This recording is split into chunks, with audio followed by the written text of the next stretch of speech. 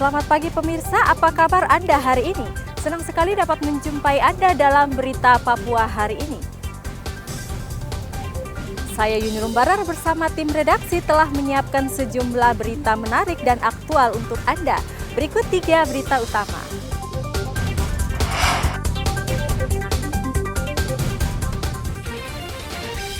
Gerebek pabrik minuman keras oplosan di Merauke, polisi temukan ratusan liter sopi.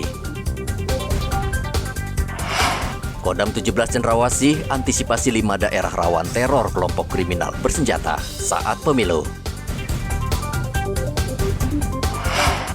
Jelang Natal, kebutuhan pokok di Merauke naik 100%.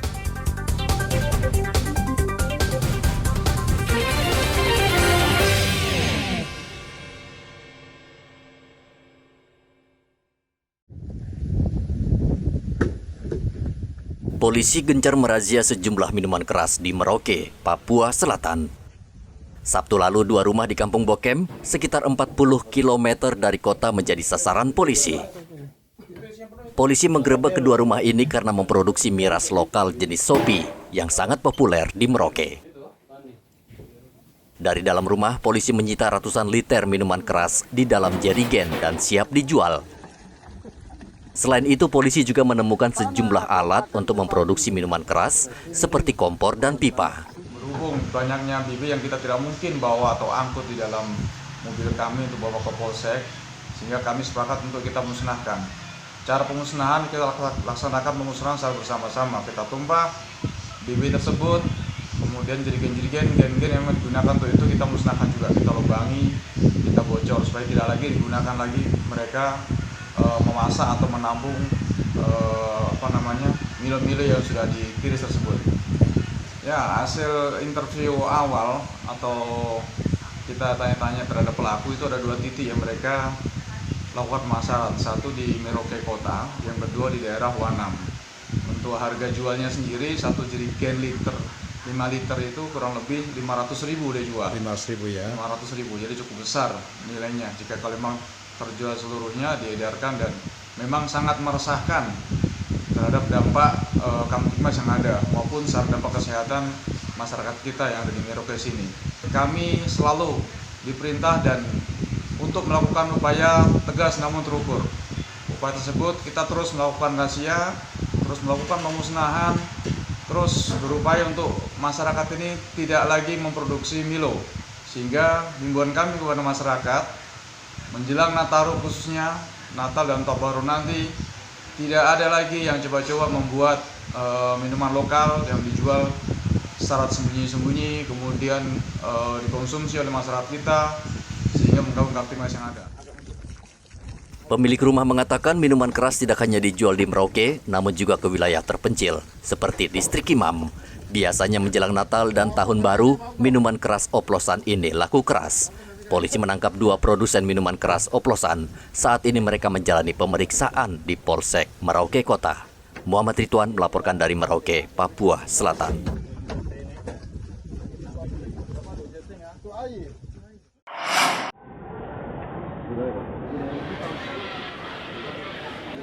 Aibda Jendri yang terlibat perampokan uang 225 juta rupiah serta emas 300 gram ditangkap polisi di Makassar, Sulawesi Selatan.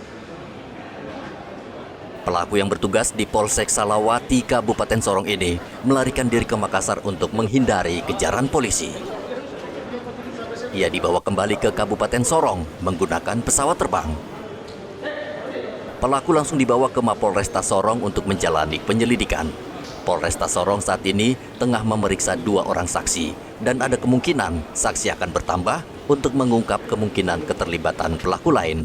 Untuk sementara tersangka sudah kita amankan, tadi baru sampai satu sudah sampai di sini. Sekarang kita lagi mendalami lagi keterangan dari masyarakat. Untuk saksi-saksi yang sudah diperiksa juga kita dalami lagi. Tadi tersangka datang sekitar pukul berapa? Pukul 1 ya? 1 Oke. Nah, kalau yang diperiksa saat ini sudah saksi berapa orang tersangka?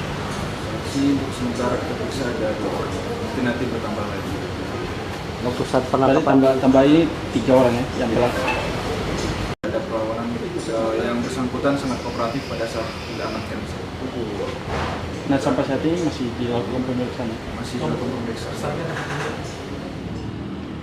Aibda Jendri bersama sejumlah orang membobol sebuah rumah di Jalan Malinda, Kota Sorong pada 2 Desember 2023.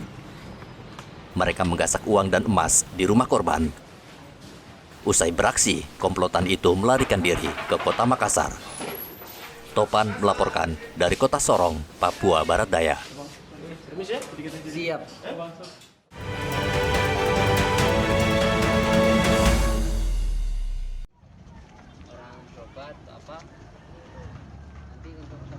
Menjelang pemilu serentak, Kodam 17 Cendrawasih sudah memetakan 5 daerah rawan gangguan kelompok kriminal bersenjata atau KKB yang berpotensi mengganggu jalannya pemilu.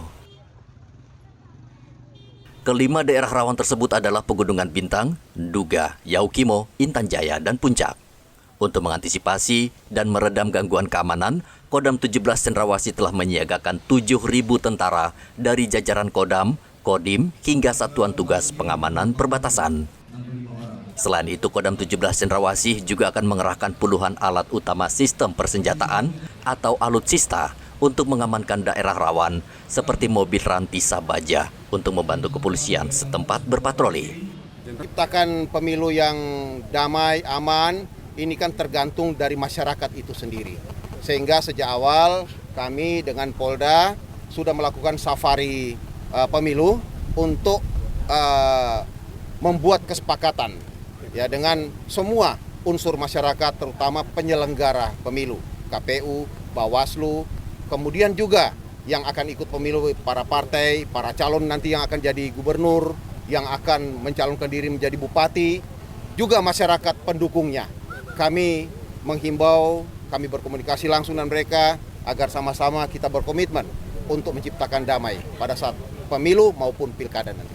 Daerah yang bisa dibilang rawan, yang ada penonjolan dari 28 kabupaten 1 kota, ini yang ada penonjolan cukup menjadi perhatian kita adalah yang pertama Yaukimo, kemudian Pegunungan Bintang, Duga, Intan Jaya, dan Puncak. Tetapi kami sudah melakukan upaya-upaya untuk berkomunikasi dengan semua unsur yang ada di sana agar ini demi kepentingan masyarakat kita jaga, agar kepentingan masyarakat bisa kita perjuangkan, kita bangun daerah itu. Di mana kita di sini ada 3 Korem, ada 17 Kodim, semua akan kita kerahkan.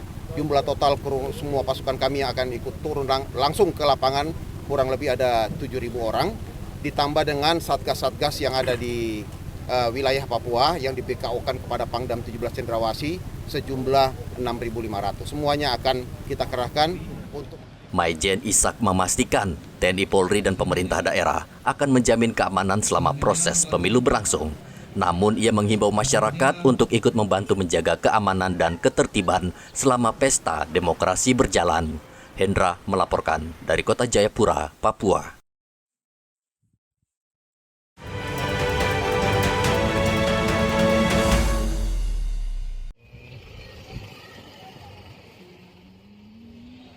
Polda Papua akan menindak tegas oknum yang bermain dalam proses seleksi penerimaan CPNS di Pemkot Jayapura. Polisi akan menyelidiki sejumlah pegawai negeri sipil karena memanipulasi hasil verifikasi dan validasi tenaga honorer pemerintah Kota Jayapura.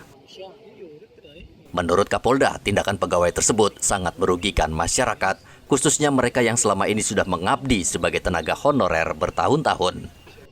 Kan mau diakomodir nih para pemuda, para honorer. Jangan sampai keluar tiba-tiba ada kutu loncat, ada di mana masuk tiba-tiba. Nah, ini yang selalu membuat benturan. Benturan nanti ujung-ujungnya kembali kepada aparat. Nah, ini saya minta jangan, harus cerdas. Terus yang berikut ya diumumkan, disampaikanlah kepada pencari pekerjaan, kepada honorer, kepada itu, supaya mereka tahu, mereka jelas. Berikan penjelasan sejelas-jelasnya sesuai dengan ketentuan aturan yang berlaku dalam rekrutmen itu, supaya tidak berulang kali menjadi masalah.